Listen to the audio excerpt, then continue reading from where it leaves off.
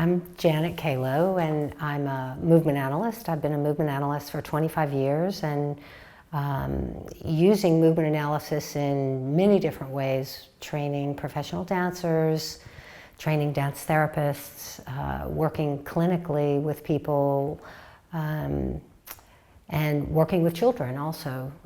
In addition to that, I'm a dance movement psychotherapist, qualified by the Association for Dance Movement Psychotherapy UK. And I've also trained in Warren Lamb's work, so I'm a movement pattern analyst, consultant, and somatic movement therapist.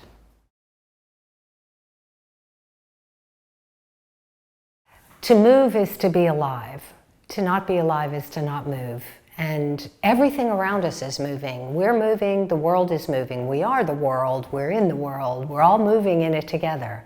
Animals, nature, us, cars, machines, billboards, smartphones, iPads.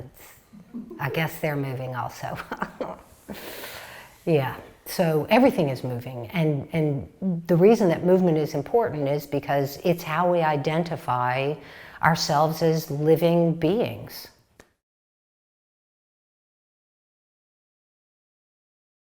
Different ways of moving that are built into our human anatomy are important for creating neural pathways. They're important for developing the brain and developing the brain and the body.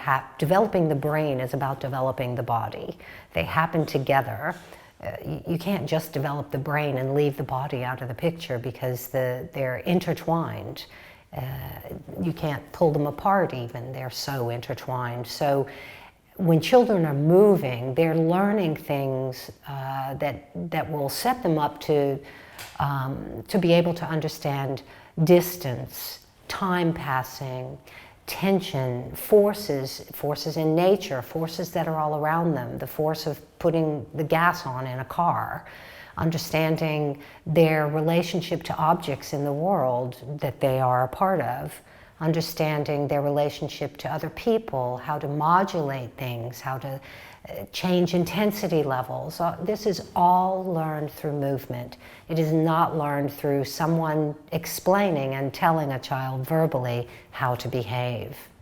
It's learned through the process of turning and spinning and jumping and falling and crawling and reaching and interacting in movement.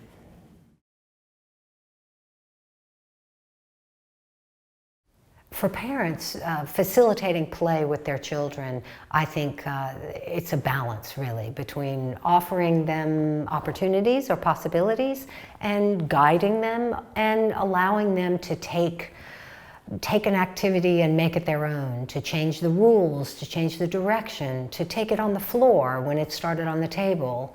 These are all really important things to let children determine for themselves, giving a child, even an infant, agency, letting them make decisions is a part of the learning process that is so important. If we aren't able to make our own decisions in play, how do we ever learn how to make decisions?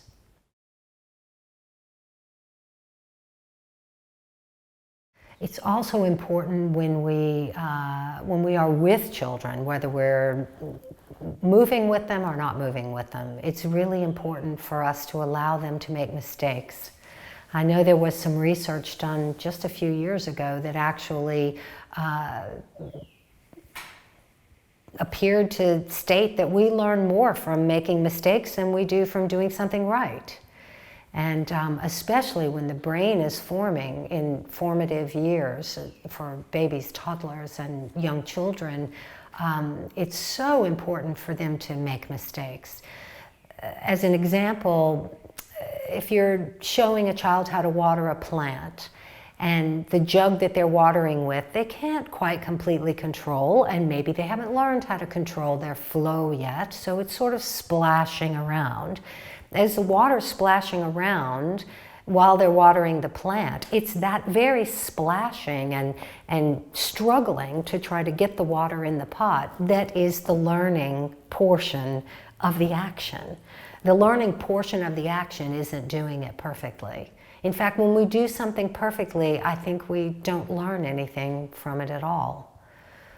We can approximate that perfectly done action. We can try to do it again and again, but we're not really learning when we do something perfectly. We're learning when we're negotiating and navigating and coping and figuring out how to make something work just a little bit better. That's when, our neurons are really vitalized and registering what's going on.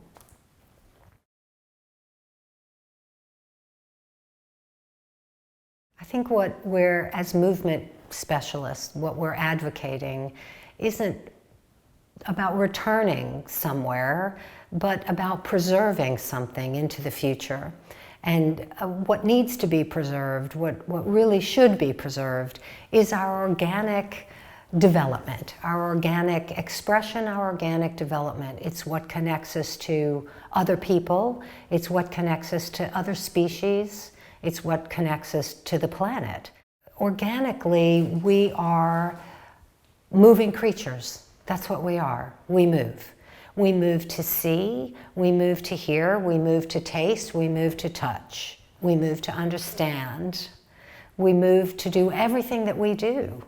Even people on a computer keyboard and a smartphone and iPads, they're moving too. They are actually moving, and they're interested in these things because there's movement in them. The problem with them is that the movement is very limited, extremely limited, and highly focused on visual processing and the digits only of the hands. And so that part of our brain is already quite large, the visual processing, the mouth and the hands. So you can see why a smartphone would be so appealing. You can talk to it, you can use your fingers on it, and you can look at it. So it's like a new transitional object, this thing. It's our new addiction because this is the part of our brain that is the biggest already. So to start children very young with these things is in a replacing way, where they're replacing discovering the world through movement, through falling, bumping, getting bruises, picking things up, tumbling, not succeeding, only sitting when they're ready to sit, only walking when they're ready to walk, only being vertical when their bodies are physically and organically ready to be vertical. If we continue to do that, rather than pushing people into this visual mode of processing so young, then we will continue to have a spectrum of understanding and communicating and relating with others and in the environment that is whole. If we don't continue those things, we won't have them.